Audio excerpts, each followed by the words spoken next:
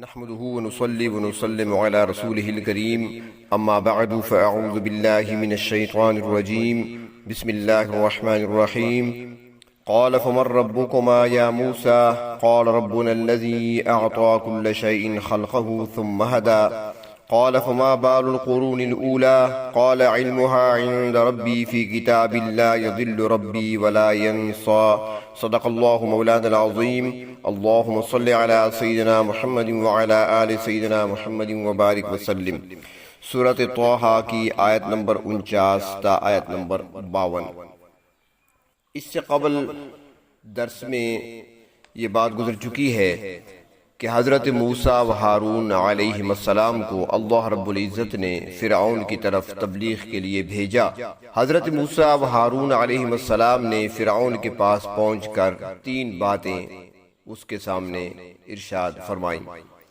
اس کے بعد جو گفتگو ہوئی، مکالمہ ہوا فرعون اور حضرت موسیٰ و ہارون علیہ السلام کے درمیان، اس کو بیان فرمایا گیا ہے۔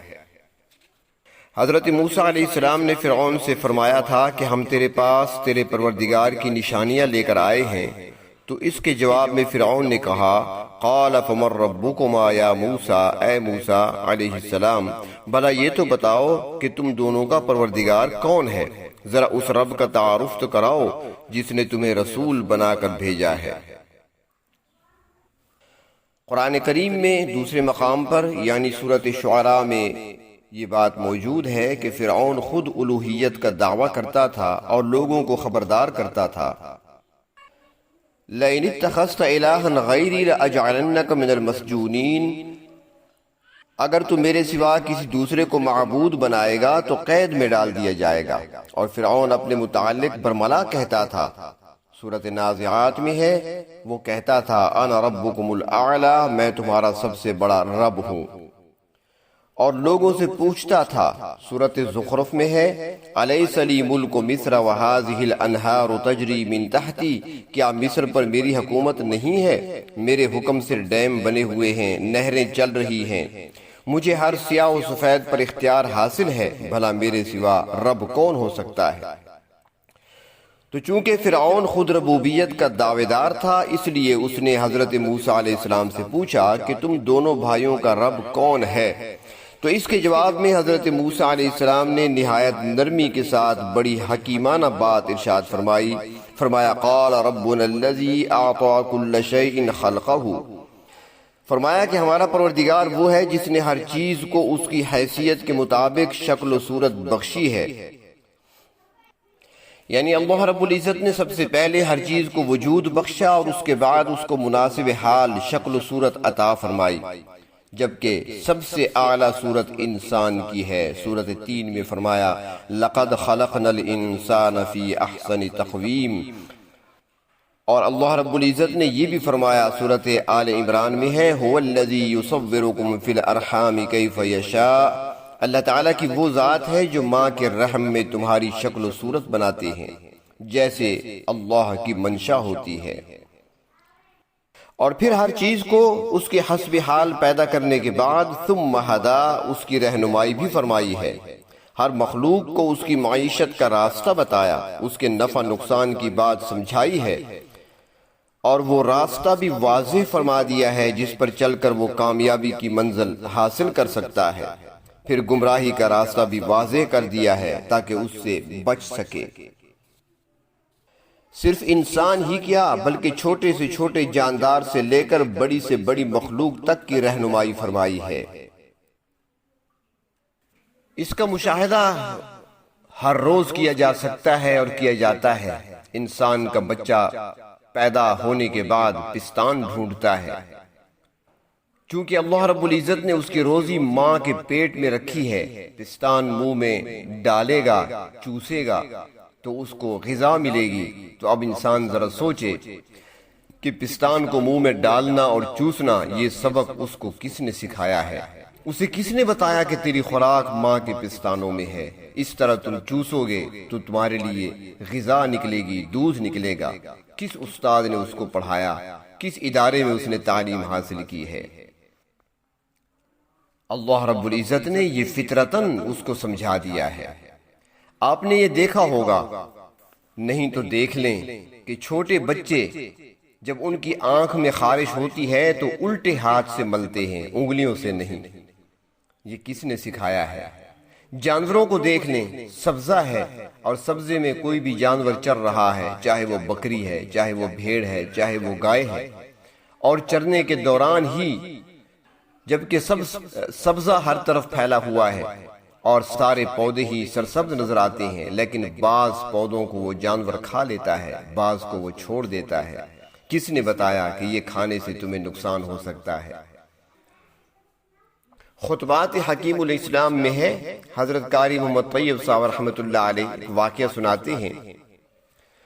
وہ فرماتے ہیں کہ ہندوستان کے ایک شہر میں ہم گئے، وہاں بندر بہت زیادہ تھے، اور جس کے پاس ہم مہمان ٹھہرے ہوئے تھے اس کا مکان بھی شہر کے کنارے پہ تھا۔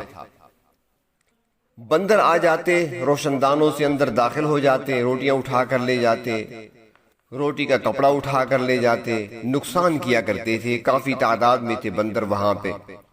تو وہ میزبان کہنے لگا حضرت قاری طیب صاحب رحمۃ اللہ علیہ سے کہ حضرت کیا ان کو مارا جا سکتا ہے؟ ان کو کچھ دے کر، کچھ کھلا کر ان سے جان چھڑائی جا سکتی ہے؟ تو انہوں نے اجازت دے دی کہ ہاں، چونکہ تنگ کرتے ہیں اور نقصان کرتے ہیں، اور ساتھ اپنی عادت کے مطابق روٹیاں اٹھا کر درختوں پر چڑھ جاتے ہیں اور سامنے دکھا دکھا کر کھاتے ہیں، کپڑے پھاڑ پھاڑ کر پھینکتے ہیں نیچے، چڑھاتی بھی ساتھ ہیں، تو چونکہ بہت تنگ کرتے ہیں اور پہرا دینے پر بھی باز نہیں آتے، تو لہٰذا ان سے چھٹکارا حاصل کیا جا سکتا ہے کوئی بھی طریقہ اختیار کر کے۔ چنانچہ انہوں نے آٹے میں زہر ملا دیا، اور زہر ملانے کے بعد روٹیاں تیار کیں، کچھ 40 کے قریب روٹیاں پکیں، اور ان روٹیوں کو چھت پہ ڈال دیا گیا تاکہ بندر آئیں گے اور آ کر کھائیں گے، زہر کا اثر ہوگا، کچھ جان چھوٹے گی، باقی بندر خوف کی وجہ سے یہاں نہیں آ سکیں گے۔ لیکن وہ دیکھتے رہے کہ ایک عجیب صورتحال انہوں نے سامنے دیکھی کہ بندر آئے اور آ کر روٹیوں کو دیکھتے رہے، چاروں طرف بیٹھ گئے اور دیکھتے رہے، روٹی کو کوئی نہ منہ لگا رہا ہے، نہ اسے اٹھا رہا ہے، نہ اسے کھا رہا ہے۔ یہ پریشان ہو گئے میزبان کہ بھئی ہم نے تو روٹیاں پکائی تھیں، یہ کھائیں گے، مر جائیں گے، وہ تو کھانے کے لیے تیار نہیں، وہ تو دیکھ رہی ہیں، چلو تماشا دیکھیں کرتے کیا ہیں۔ کچھ دیر کے بعد کچھ بندر جنگل کی طرف اچھلتے کودتے درختوں پر تیزی سے گئے، اور وہاں سے واپس آئے تو ایک بوڑھا بندر بھی ان کے ساتھ تھا۔ وہاں پر واپس آئے، بیٹھ گئے سارے، بوڑھے بندر نے ایک روٹی کو اٹھا کر سونگھا، کچھ دیر دیکھتا رہا، اس کے بعد وہ بوڑھا بندر آگے چلا اور باقی بندروں کی قطار اس کے پیچھے چل پڑی، درختوں پر پھلانگتے ہوئے ایک سے دوسرے درخت کی طرف اس طرح چلتے چلتے جنگل میں غائب ہو گئے، اور کچھ دیر کے بعد واپس آئے، پوری قطار تھی بندروں کی، اور ہر ایک کے ہاتھ میں ایک پودا تھا۔ جب وہ واپس آئے تو انہوں نے آ کر بیٹھ کر روٹیاں توڑ کر کھانا شروع کر دیں، روٹی کا نوالا بھی منہ میں ڈالتے، روٹی توڑ کر منہ میں ڈالتے، اور ساتھ وہ پتا بھی تھوڑا سا چباتے۔ اس طریقے سے وہ ساری روٹیاں کھا گئے اور پتے بھی ساتھ چبا لیے۔ تو گویا وہ جو پتے تھے، جو پودا لے کر آئے تھے یا پودے کے پتے لے کر آئے تھے، وہ زہر کا تریاق تھا، اس کا علاج تھا، وہ ڈھونڈ لائے تھے۔ تو اب کس نے ان کو سکھایا ہے کہ اگر زہر سامنے ہو تو اس کے لیے تریاق اس پودے میں ہے اور اس پتے میں ہے، اگر کھا لو گے تو تمہاری جان بچ جائے گی؟ تو یہ چیز کس نے سکھائی ہے؟ تو اس لیے اللہ تبارک و تعالیٰ فرماتے ہیں، حضرت موسیٰ علیہ السلام نے وہاں پر فرعون کے سامنے یہی فرمایا کہ ہمارا پروردگار تو وہ ہے جس نے پیدا کیا، شکل و صورت عطا کی، اور پھر رہنمائی بھی فرمائی کہ ہر ایک جاندار اپنے نفع اور نقصان کو سمجھتا ہے، اپنی معیشت کے ذرائع کو بھی سمجھتا ہے، رہن سہن کے طریقوں کو بھی جانتا ہے، نقصان سے بچنے کے طریقے بھی جانتا ہے۔ مرغی کے چوزے اگر باہر نکلے ہوئے ہیں، اگر وہ کوئی خطرناک آواز سنتے ہیں یا اوپر چیل کو اڑتا ہوا دیکھتے ہیں، تو کس نے بتایا ان چوزوں کو کہ تمہارے لیے پناہ گاہ تمہارے ماں کے پر ہیں، پروں کے نیچے جا کر چھپ جاؤ، چیل سے اور خطرے سے محفوظ ہو جاؤ گے۔ تو یہ کون سکھا رہا ہے؟ فرمایا وہی پروردگار ہے اور وہی ہمارا رب ہے جس نے پیدا بھی کیا، شکل و صورت بھی عطا کی اور ساتھ ہی رہنمائی بھی فرمائی ہے۔ پروردگار عالم کا یہ تعارف اور اس کی صفات سن کر فرعون سے اور کچھ نہ بن پڑی، تو تاہم اس نے موضوع سخن کو بدلتے ہوئے سوال کیا، قال فما بال القرون الاولی، اے موسیٰ علیہ السلام یہ بتاؤ کہ پہلی قومیں تمہارے پروردگار پر یقین نہیں رکھتی تھیں تو ان کا کیا حال ہوا؟ کیا وہ سارے کے سارے بیوقوف تھے جو تمہارے نظریے پر یقین نہیں رکھتے تھے؟ تو حضرت موسیٰ علیہ السلام نے اس کے جواب میں فرمایا، قال علمها عند ربی فی کتاب، اس سوال کا جواب تو میرے رب کے پاس کتاب میں موجود ہے، اور کتاب سے مراد لوح محفوظ ہے جس میں ہر چیز کا اندراج ہو چکا ہے، اور وہ اللہ رب العزت کے قبضہ قدرت میں ہے۔ بعض حضرات فرماتے ہیں کہ فرعون نے یہ سوال کیا، اس کا مطلب یہ تھا کہ جو پہلے لوگ تھے یعنی ہمارے آباء و اجداد، ان کا کیا حال ہے؟ اور فرماتی ہیں کہ اس سے فرعون کا مقصد یہ تھا کہ موسیٰ علیہ السلام اور ہارون علیہ السلام یہ کہیں گے کہ وہ ہلاک ہوئے ہیں، تو یہ جو میری مجلس میں لوگ بیٹھے ہوئے ہیں چونکہ ان کے آباء و اجداد تھے، یہ سارے حضرت موسیٰ و ہارون علیہ السلام کے خلاف ہو جائیں گے۔ تو اس نیت سے، اس ارادے سے اس نے یہ سوال کیا، کیونکہ فرعون بڑا شاطر قسم کا آدمی تھا۔ فرعون مصر کے بادشاہ کا لقب تھا، یہ اس کا ذاتی نام نہیں ہے۔ فرعون بہت سارے گزرے ہیں۔ تفسیری روایات میں آتا ہے کہ حضرت موسیٰ علیہ السلام کے زمانے میں جو فرعون تھا اس کا نام ولید بن مصعب بن ریان تھا، یعنی ولید اس کا نام تھا، باپ کا نام مصعب اور دادا کا نام ریان تھا۔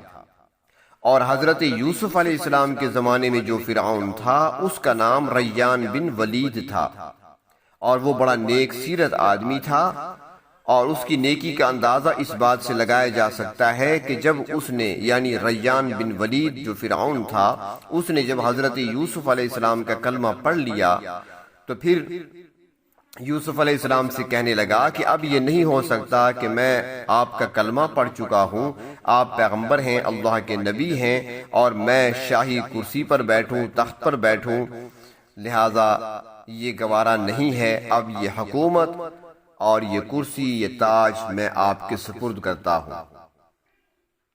یہ معمولی بات نہیں ہے، کوئی چھوٹے سے چھوٹا آدمی بھی اپنی کرسی چھوڑنے کے لیے تیار نہیں ہوتا۔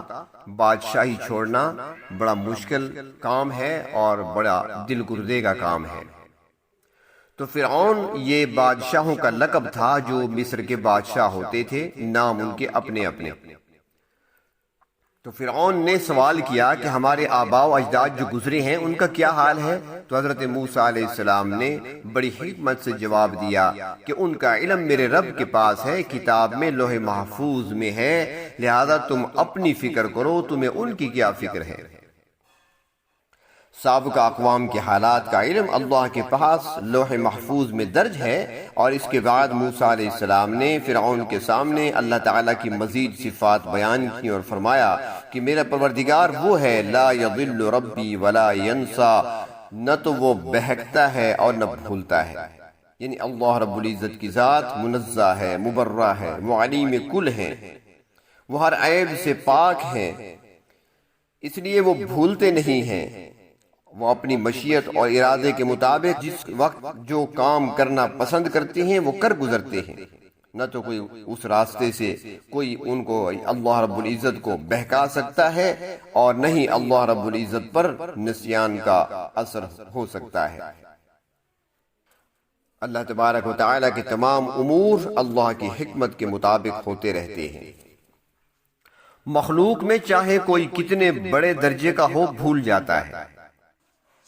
نبی اکرم صلی اللہ علیہ وسلم سے بڑی ذات اللہ رب العزت کی مخلوق میں کوئی نہیں اور نہ ہوگی، مگر ہم دیکھتے ہیں حدیث شریف میں آتا ہے کہ ایک مرتبہ آپ صلی اللہ علیہ وسلم نے ظہر کی نماز پڑھائی، 2 رکعتیں پڑھا کر سلام پھیر دیا۔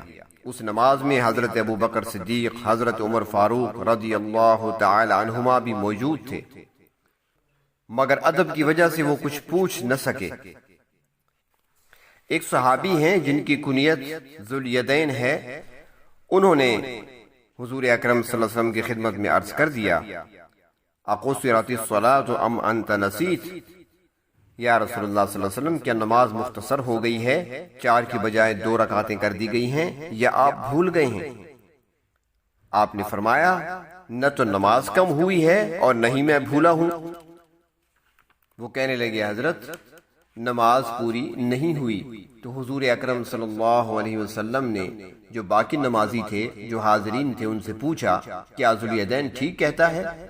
سب نے کہا، جی ہاں، آپ نے 2 رکعتیں پڑھائی ہیں۔ تو پھر آپ نے 2 رکعتیں مزید پڑھائیں اور سجدہ سہو فرمایا، اور اس کے بعد فرمایا، جب کبھی میں بھول جایا کروں تو مجھے یاد کرا دیا کرو۔ مگر یہ اس وقت کی بات ہے جب نماز میں سلام کلام اور بات کرنے کی اجازت تھی، اس کے بعد یہ سب کچھ منع کر دیا گیا کہ اب نماز میں نہ سلام کیا جا سکتا ہے، نہ سلام کا جواب دیا جا سکتا ہے، نہ ہی کوئی کلام کیا جا سکتا ہے، نہ ہی کوئی بات کی جا سکتی ہے، نہ کسی بات کا جواب دیا جا سکتا ہے۔ اب تو اگر کوئی بھول کر بھی بات کرے گا تو نماز ٹوٹ جائے گی۔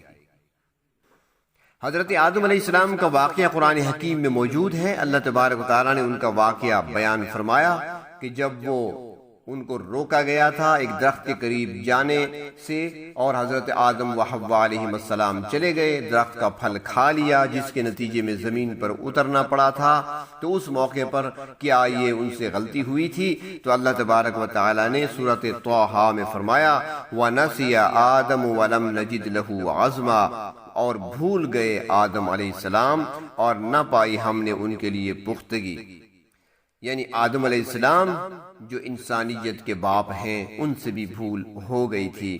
تو فرمایا، اللہ رب العزت وہ ذات ہیں جو بھولتے نہیں ہیں، اللہ کو نسیان نہیں ہوتا، اللہ تبارک و تعالیٰ کوئی بات بھولتے نہیں ہیں، جو ارادہ کرتے ہیں وہ پورا کر لیتے ہیں، وہ ہر چیز پر قدرت رکھتے ہیں، ہر چیز پر قادر ہیں، علیم کل ہیں، مختار کل ہیں۔ حضرت موسیٰ و ہارون علیہ السلام فرعون کے دربار میں اللہ رب العزت کی صفات کو بیان کر رہے ہیں۔ آگے مزید بھی گفتگو ان کی ہوئی، زندگی باقی انشاءاللہ تو اگلے درس میں۔